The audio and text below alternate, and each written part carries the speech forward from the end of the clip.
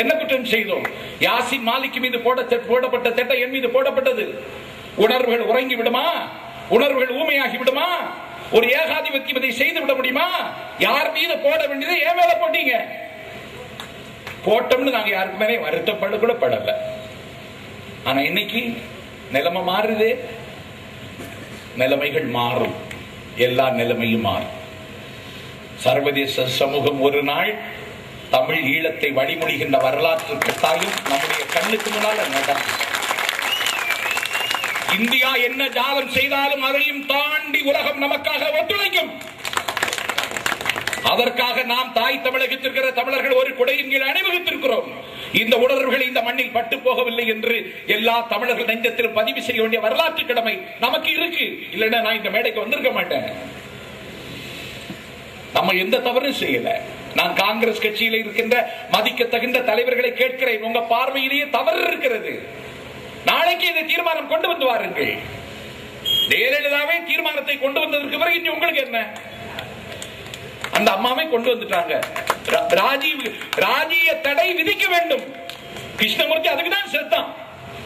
இயங்க மறுத்த வரலாற்றின் போக்கை தன் உயிர் கொண்டு புரட்டி போட்டான என் தம்பி முத்துக்குமார் உள்ளிட்ட 17 தியாகிகள் இதற்காகவே தண்ணீர் தந்தார்கள். அதுல காங்கிரஸ் கட்சியை சார்ந்த சீர்காழி ரவிச்சந்திரனும் ஒருவன். என்றாலும் நீங்கள் இறங்கவில்லை என்றால் நீங்கள் இறங்கவும் வேண்டிய ஒரு நியதியை உருவாக்குவதற்கு என்ன செய்ய வேண்டுமோ அதை நாங்கள் செய்வோம். இந்த சீடியை போட்டு எல்லாத்தையும் கொடுங்க.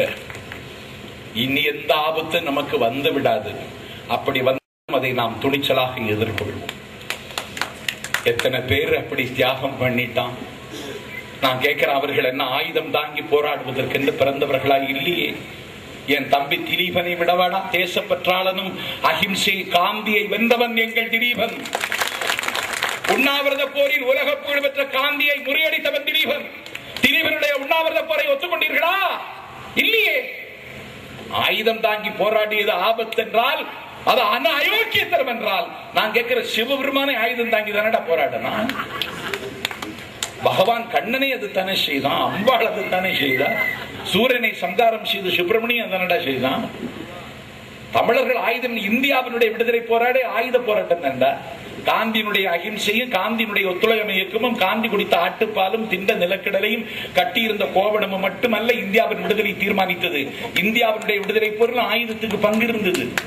கத்தி இன்றி ரத்தம் இன்றி யுத்தம் என்று வருகிறதுன்னு ஒரு கவிஞன் எழுதினான். அவனுக்கு யாரோ கஞ்சா வாங்கி கொடுத்தார்கள். அப்படின்னா பகத்சிங் யார்? அப்படி என்றால் நேதாஜி யார்? அப்படி என்றால் மதன்லால் திங்கரா யார்? அப்படி என்றால் மோகா சிங் யார்? அப்படி என்றால் ஷேர் அலி யார்? இவர்களுக்கெல்லாம் வரலாற்றில் என்ன பெயர்? அப்படி என்றால் வாஞ்சிநாதன் யார்? அப்படி என்றால் கட்டபொம்மன் யார்? புலித்தேவன் யார்? வீரமங்கை வேலுநாச்சியார் யார்? எல்லாம் ஆயுதம் தாங்கியவர்கள் தான். பயங்கரவாதத்தையும் விடுதலை போரையும் ஒன்றாக போட்டு குழப்பாதீர்கள். பாராளுமன்றத்தை சூறையாட வந்தவர்களும் எங்கள் மும்பையை சூறையாட வந்தவர்களும் விடுதலைக்கு போராடுகிறவர்களும் ஒரே நேர்கோட்டில் வைத்து அவர்களை எண்ணி கடக்கிடாதீர்கள். ஆகவே கருப்பு சட்டங்களை திரும்ப பெற்றுக் கொண்டு ஒரு சுதந்திர தமிழீழத்தை இவர்கள் அனுபவிக்கவும், எங்கள் தமிழீழத்து தம்பிமார்கள் அகிலத்தில் 65 நாடுகளில் புலம்பெயர்ந்து கிடக்கிறவர்கள் தாய்மொழியை நோக்கி தாவி வரவும், இந்தியா தாயாக இருக்குமானால் இந்தியாவை நானும் தாயாக மதிப்பேன். இல்லாவிட்டால் பேயாகத்தான் மதிப்பேன், நாயாகத்தான் மதிப்பேன். இதை இந்தியா செய்வதற்கு முன் வந்தாக வேண்டும். அதைத்தான் எங்கள் வைகோ பிரசல் பார்லிமெண்ட்ல சொன்னார். வாக்கெடுப்பு நடந்து தமிழர்கள் எங்கெல்லாம் வாழுகிறார்களோ அங்கெல்லாம் ரெஃபரண்டம் நடத்து.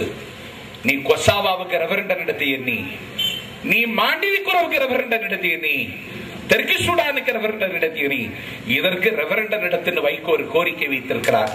அந்த கோரிக்கை நிறைவேற்றுகிற வகையிலே ஒரு நம்முடைய பயணங்கள் தொடர வேண்டும். தாய் தமிழகத்தில் நமக்கு நிறைய வேலை இருக்கு. இங்கேயும் சிக்கல் வந்தாச்சு. சமச்சீர் கல்வி எடுத்துட்டாங்க. அவரு கொண்டு வந்தாருன்னு இவங்க எடுத்துட்டாங்க. அது அவரு கொண்டு வந்தது இல்ல. திருச்சி பாரதிதாசன் பல்கலைக்கழகத்தினுடைய துணைவேந்தராக இருந்த பெரிய அறிஞர், தாய் தமிழகத்தின் மீதும் தாய் தமிழின் மீதும் தளராத பற்று கொண்ட பெருமகன் டாக்டர் முத்துக்குமரன், டாக்டர் ஞானம், அறிவியல் தமிழன் வாசை குழந்தைசாமி தமிழக மக்களினுடைய தட்பவெப்பங்களை, நம்முடைய மனோநிலைகளை, நம்முடைய வாழ்வாதாரங்களை தெரிந்து தெளிந்து சமூக இயலாளர்களை